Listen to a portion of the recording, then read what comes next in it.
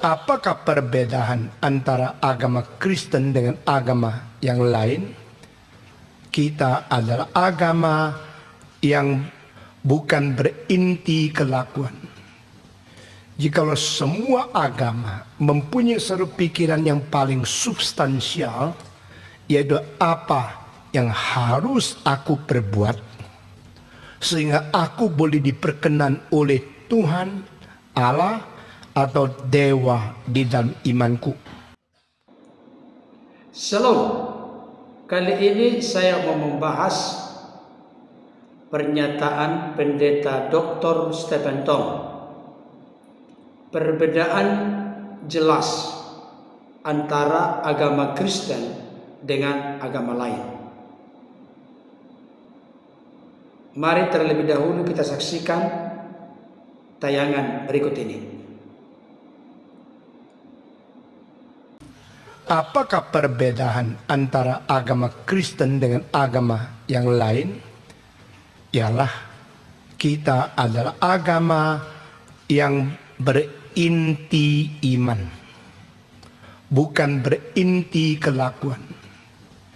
Jikalau semua agama mempunyai satu pikiran yang paling substansial, yaitu apa yang harus aku perbuat sehingga aku boleh diperkenan oleh Tuhan Allah atau dewa di dalam imanku, maka penekanan kepada kelakuan-kelakuan sebagai kewajiban hidup sebagai manusia menjadi inti dasar daripada seluruh sistem agama mereka.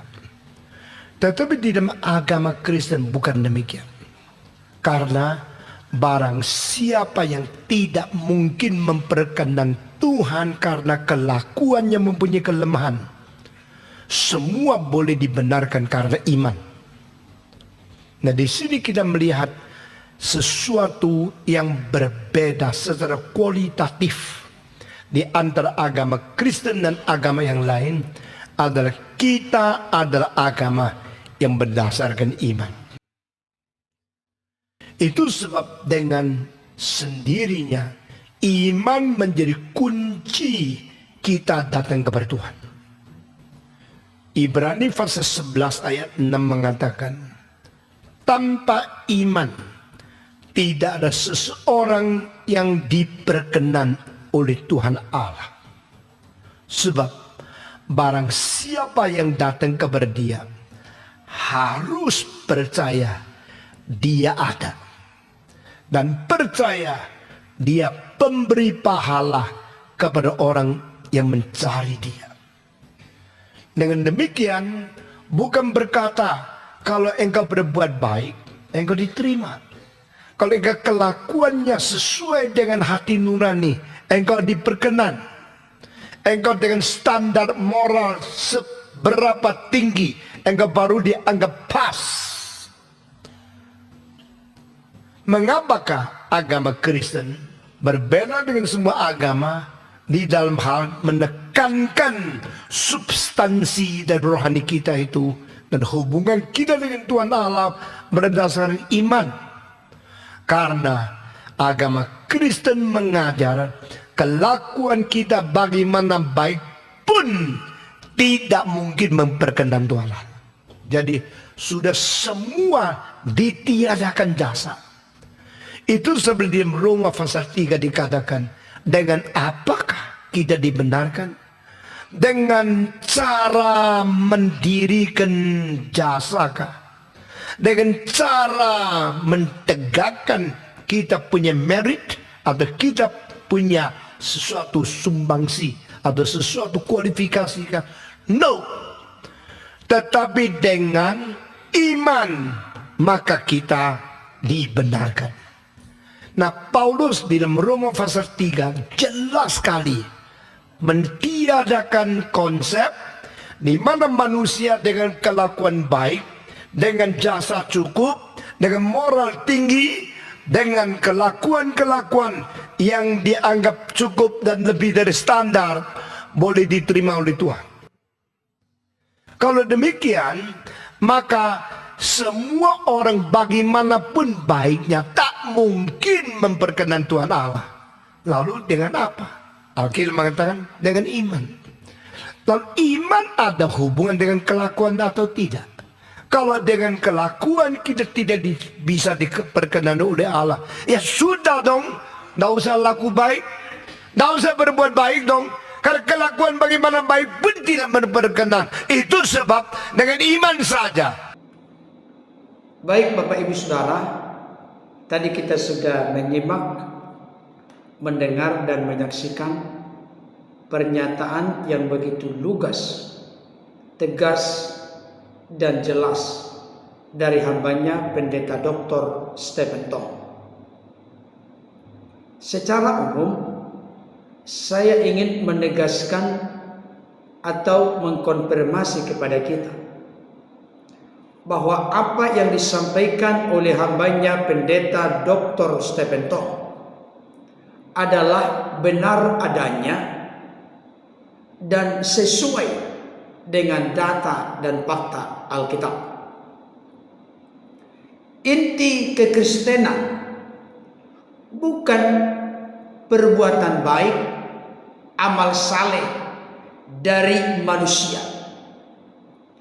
Inti atau substansi kekristenan adalah iman kepada Yesus Kristus yang telah diutus oleh Bapa datang ke tengah-tengah dunia, di mana mati di kayu salib untuk menebus manusia dari dosa pemberontakan, dosa ketidaktaatan, dari kematian yang kekal, dan dari jeratan kuasa dunia ini. Itu jelas, clear. Saudara-saudara dikasihi oleh Tuhan, kenapa intisari atau substansi doktrin ajaran kekristenan yang paling pokok, utama dan mendasar adalah iman? Oleh karena Alkitab memberikan penjelasan yang seluas-luasnya bahwa semua manusia telah berbuat dosa dan telah kehilangan kemuliaan Allah. Itu jelas tertulis dalam Roma 3 ayat 23. Untuk lebih jelasnya, saya rindu membacakan kepada kita dari Roma 3 ayat 10 sampai 18 dikatakan demikian.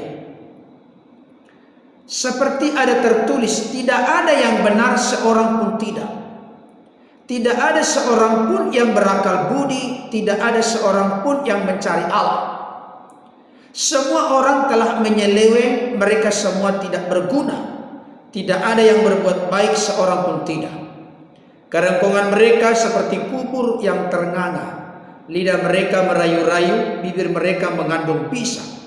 Mulut mereka penuh dengan sumpah serapah. Kaki mereka cepat untuk menumpahkan darah. Keruntuhan dan kebinasaan mereka tinggalkan di jalan mereka, dan jalan damai tidak mereka kenal. Rasa takut kepada Allah tidak ada pada orang itu. Saudara dikasihi Tuhan, ayat-ayat ini memberikan penegasan kepada kita. Seperti itulah status manusia yang telah jatuh ke dalam perhambaan perbudakan dosa. Menurut fakta-fakta Alkitab, hukum-hukum, syariat-syariat, aturan-aturan tidak akan pernah bisa dan berdaya, tidak pernah mampu untuk memulihkan status eksistensi keberadaan manusia yang telah jatuh ke dalam dosa.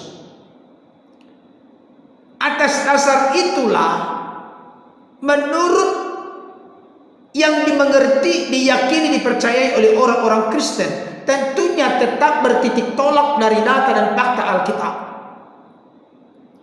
bahwa amal saleh, perbuatan baik, agama, filsafat, pengetahuan tidak bisa memulihkan status manusia yang sudah jatuh ke dalam perhambaan perbudakan dosa.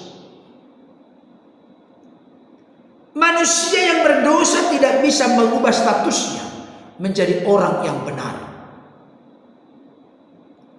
Dan saya ingin tegaskan kepada kita, kalau masih ada paham, keyakinan, pengertian, doktrin dan ajaran yang berkembang di luar sana, yang menegaskan bahwa amal saleh perbuatan baik itu bisa menyelamatkan,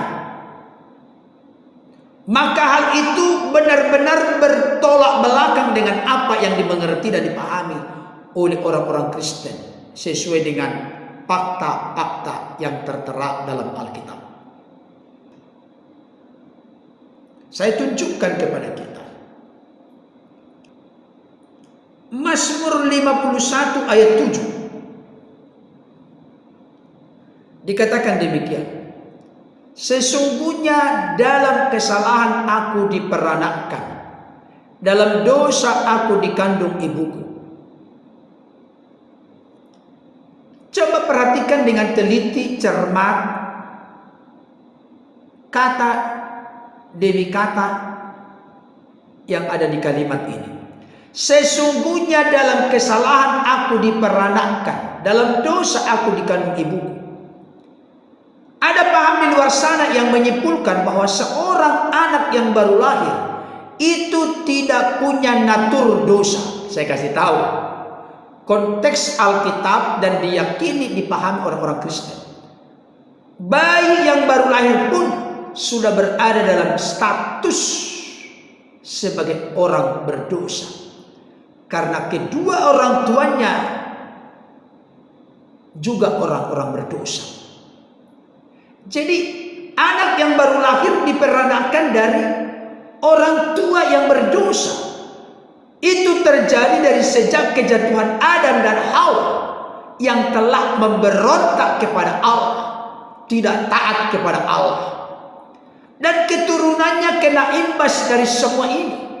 Memang konteks anak yang baru lahir belum memiliki dosa perbuatan, tapi natur dan statusnya sebagai orang berdosa tetap sudah ada melekat di dalam dirinya, karena dia dikandung dari ibu yang berdosa dan dari benih ayahnya yang berdosa. Kenapa berbeda dengan Yesus? Karena hanya dipakai oleh Allah, oleh Roh Kudus, oleh firman.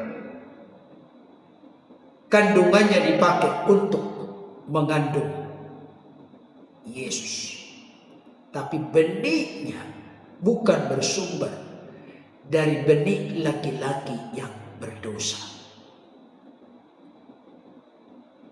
Saudara-saudaraku yang dikasihi oleh Tuhan, jadi ini perlu disadari oleh setiap kita. Makanya ada definisi yang muncul, agama adalah upaya manusia untuk menggapai Allah. Kekristenan tidak memahami konteks demikian, karena manusia yang sudah jatuh dalam natur sifat dasar yang berdosa dalam perhambaan perbudakan dosa, mustahil manusia yang berdosa dapat menggapai dan mencari Allah, menemukan Allah, sekaligus memulihkan relasi manusia yang telah putus dengan Allah dengan kekuatan, pengalaman, amal saleh, perbuatan baik, agama, ilmu pengetahuan, filsafat dan lain sebagainya.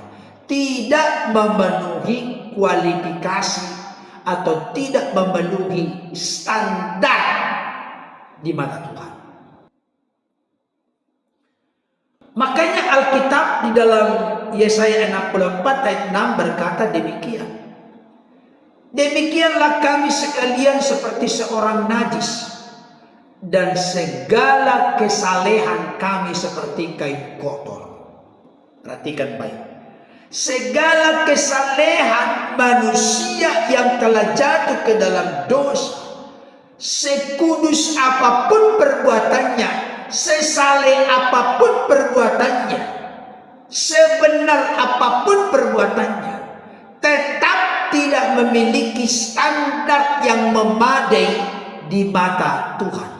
Kesalehan manusia seperti kain kotor di mata Tuhan. Gak bermutu, gak memenuhi standar, gak memenuhi kualifikasi yang benar menurut standar Tuhan. Ini yang perlu dipahami. Oleh karena itu, kekristenan ini menjadi unik, berbeda dengan agama-agama lain. Karena bukan manusia yang berupaya memulihkan relasi hubungannya dengan Allah, tetapi Allah mengutus Sang Firman nujur turun menjadi manusia. Dia karuniakan anaknya yang tunggal monogenes theos, miliknya yang terbaik, supaya barang siapa yang percaya kepadanya tidak binasa, melainkan beroleh hidup yang kekal. Itulah kepentingannya kenapa Sang Firman itu diutus oleh Bapa ke tengah-tengah dunia. Karena manusia tidak bisa memulihkan relasi hubungannya yang putus dengan Allah. Karena manusia tidak bisa menyelamatkan dirinya sendiri. Siapapun itu, sebesar apapun ketokohannya dan sebanyak apapun pengikutnya, kalau dia selagi masih orang berdosa tidak bisa menyelamatkan orang berdosa.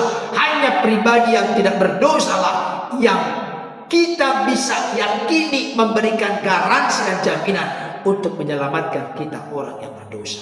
Siapakah pribadi tidak berdosa? Pribadi yang tidak berdosa adalah Firman yang telah turun ke tengah-tengah dunia mengenakan tubuh kemanusiaan. Namanya Yesus Kristus. Dia rela mati di kayu salib. Markus pasal 10:45 berkata, karena anak manusia juga datang bukan untuk dilayani, tetapi untuk melayani dan untuk menyerahkan nyawanya menjadi tebusan bagi banyak orang.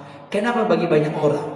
Karena ada orang-orang di luar sana tetap bersikeras mengeraskan hatinya, tidak mau terbuka, diinsapkan, disadarkan Roh Kudus untuk mengakui Yesus sebagai Lord, Kurios, Tuhan, penguasa, Raja, junjungan, dan tidak mau juga menerima Dia sebagai juru selamat yang menyelamatkannya dari perhambaan perbudakan dosa. Jadi dalam konteks Kristenan ini sangat clear Bapak Ibu Saudara.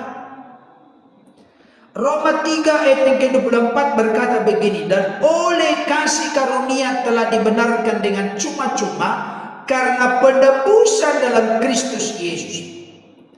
Kita dibenarkan dengan cuma-cuma, bukan dengan karya kita, bukan dengan kebaikan kita, bukan dengan perbuatan baik kita, bukan dengan amal saleh kita, tapi karena karya penebusan Kristus melalui kematiannya di kayu salib. Itu sebabnya siapapun Bapak Ibu Saudara yang menyaksikan ulasan ini, segeralah buka hati pikiranmu untuk menerima Dia sebagai Tuhan Juru Selamat, sehingga engkau ditebus dan diselamatkan, engkau diangkat menjadi anak-anaknya dan ahli waris yang kekal, yang secara pasti dalam kerajaannya yang kekal. Saudara dikasih Tuhan, ada juga bagian firman Tuhan yang berkata dalam Efesus pasal 2 ayat ke-8 sampai 9. Ini ayat yang sangat populer dalam kalangan kekristenan. Dikatakan demikian, sebab karena kasih karunia kamu diselamatkan oleh iman. Itu bukan hasil usahamu, tetapi pemberian Allah. Itu bukan hasil pekerjaan. Jangan ada orang yang memegahkan diri.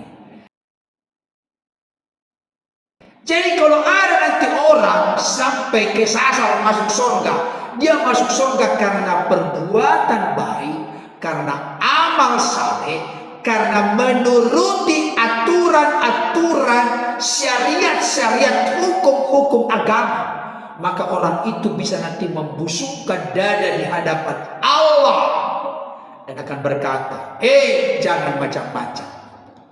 Aku ini masuk surga karena karya dan perbuatan karena kebaikanku, karena amal salehku.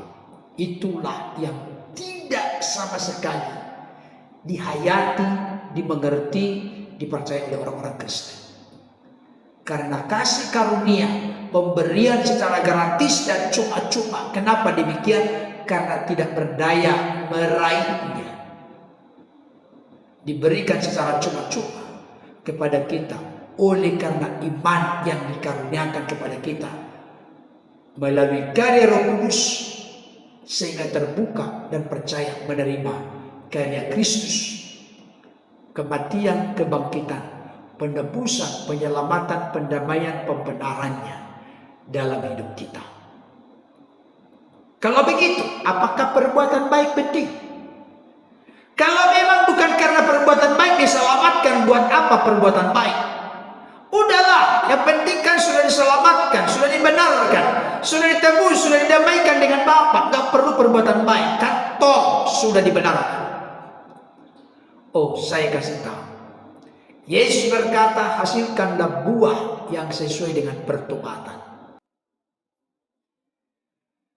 Kalau ada orang Kristen mengaku telah percaya menerima dia sebagai Tuhan dan Juru Selamat, sebagai Tuhan itu tidak main-main. Berarti dia penguasa dalam hidup kita, yang mengarahkan kita hidup berjalan dalam kebenaran. Iya kan? Karena dia Tuhan dan penguasa bagi kita. Roh Kudus menolong, menghibur, menguatkan, membela, mengukuhkan kita sehingga tetap berjalan dalam kebenaran. Tapi melakukan kebaikan setelah mengalami pembenaran, penebusan, penyelamatan, itu adalah buah dari keselamatan. Jadi antara kitab Roma dengan Yakobus itu bukan kontradiksi.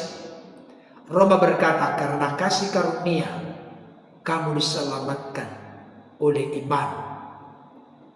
Itu bukan hasil perbuatan, itu bukan hasil pekerjaan. Jangan ada orang megahkan diri. Kitab Yakobus berkata, iman tanpa perbuatan pada hakikatnya adalah mati. Iman tanpa perbuatan pada hakikatnya adalah kosong. Artinya apa? Bukan kontradiksi antara iman dengan perbuatan. Jikalau memang seseorang Kristen telah mengalami iman yang menyelamatkan, iman yang telah menebus dan membenarkan diri di hadapan Bapa, maka iman itu akan mendorong, memberdayakan kita untuk melakukan perbuatan-perbuatan baik, bukan supaya diselamatkan, tapi karena status kita yang telah berubah dari hamba dosa menjadi hamba kebenaran. Kalau kita hamba kebenaran, berarti kita melakukan kebenaran sebagai wujud ucapan syukur terima kasih kita, sebagai wujud cinta kasih kita kepada Allah dalam Kristus Yesus oleh kekuatan Roh Kudus yang telah menebus, membenarkan, mendamaikan kita dengan Bapa. Kiranya ulasan ini dapat menjadi berkat bagi kita. Amin.